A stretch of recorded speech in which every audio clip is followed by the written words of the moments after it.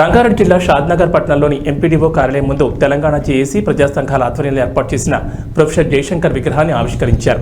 Shadnagar MLA Veerlapally Shankar, professor Kodandaram, professor Jayashankar వర్ధన్ సందర్భంగా ఆయన విగ్రహాన్ని ఆవిష్కరించడం తనకు దక్కిన గొప్ప అవకాశమని అన్నారు. తెలంగాణ అంటే మొదట గుర్తుకొచ్చేది జయశంకర్ సార్ అని ఆయన చేసిన సేవలను కొనియాడారు. ప్రొఫెసర్ కోదండరాం మాట్లాడుతూ తెలంగాణ కోసం 1952 నుండి జరిగిన 3 ఉద్యమాల్లో భాగస్వామ్యం కావడంతో పాటు సారథ్యం వహించారని కొనియాడారు. తెలంగాణ బాగుపడాలి, ఫలితాలు అందరికీ దక్కాలనే లక్ష్య సాధన కోసం అంకిత భావంతో పనిచేస్తున్నామని, ప్రొఫెసర్ జయశంకర్ ఆశయాల కోసం పనిచేస్తున్నామని అన్నారు.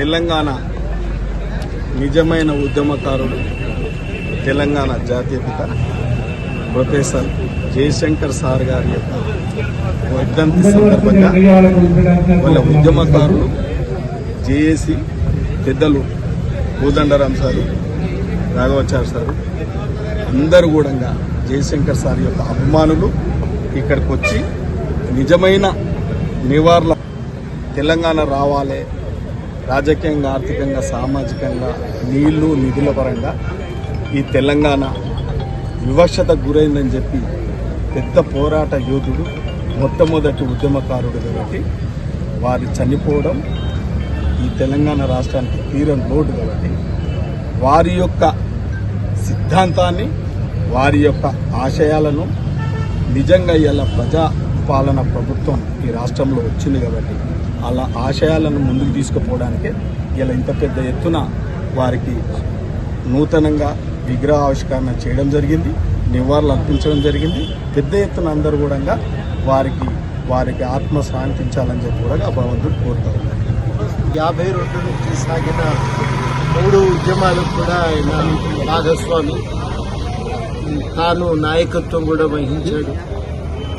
ఒకసారి ఢిల్లీలో ఉన్నప్పుడు మన్మోహన్ సింగ్ గారిని, మాజీ ప్రధానమంత్రి మన్మోహన్ సింగ్ గారిని కలిసి, వారికి మన్మోహన్ సింగ్ గారు చాలా కాలంగా పరిచయం. మన్మోహన్ సింగ్ గారిని కలిసి తెలంగాణకు జరిగిన అన్యాయాల గురించి వివరణ తీసుకోవాల్సిందిగా విజ్ఞప్తి చేశారు.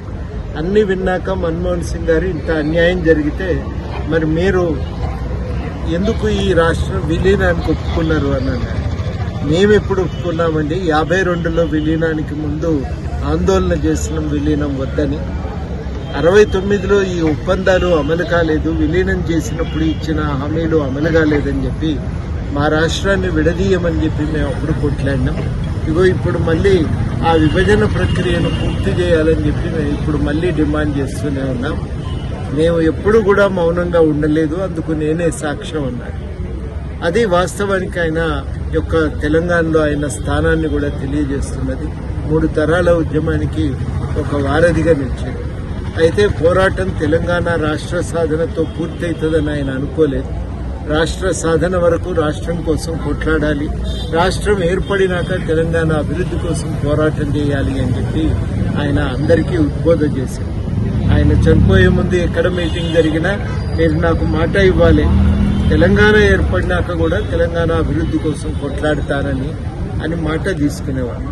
అంతేకాదు ఆయన ఒక మాట కూడా మాకు చెప్పింది ఏంటంటే, తెలంగాణ రాష్ట్ర సాధన కంటే తెలంగాణ అభివృద్ధి కోసం పోరాటం చేసుడు చాలా కష్టం, చాలా ఇబ్బందులు ఎదుర్కోవాల్సి వస్తుంది.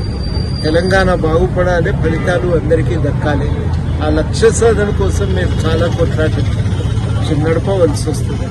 ఆ ప్రయత్నము ఇవాళ మరి కొనసాగిస్తూ ఇవాళ వారి విగ్రహాన్ని ఏర్పాటు చేసుకుని ఆశయ స్థితికి కంకణబద్దులవై మరింత ముందుకు సాగటానికి ఇవాళ అనుకూల వాతావరణం ఉంది. ఎందుకంటే ఈ ప్రభుత్వం ప్రజాస్వామిక విలువలను పెంపొందించడానికి ఏర్పడింది. ఆ ప్రజాస్వామిక విలువలు పెంపొందుతున్న నేపథ్యంలో జయశంకర్ సార్ మార్గనిర్దేశన చేసిన దాని ప్రకారం ఈ ప్రాంత అభివృద్ధికి అందరం కూడా ఇలా కలిసి పనిచేసే అవకాశం వచ్చింది. ఇది అందుకనే వారి విగ్రహం మాత్రమే ఏర్పాటు చేయట్లేదు, వారి ఆశయాలకు కూడా మనం బద్దులమై తెలంగాణను అభివృద్ధి చేద్దామనే ఒక నిర్ణయానికి వచ్చి ఇవాళ ఇక్కడ ఈ కార్యక్రమం జరుపుతున్నామని చెప్పి నేను చెప్పదలిచిన వారికి నివాళి, వారి ఆశయ సాధన కోసం అందరం కూడా పనిచేస్తామని ఈ సందర్భంగా హామీ ఇస్తున్నాను.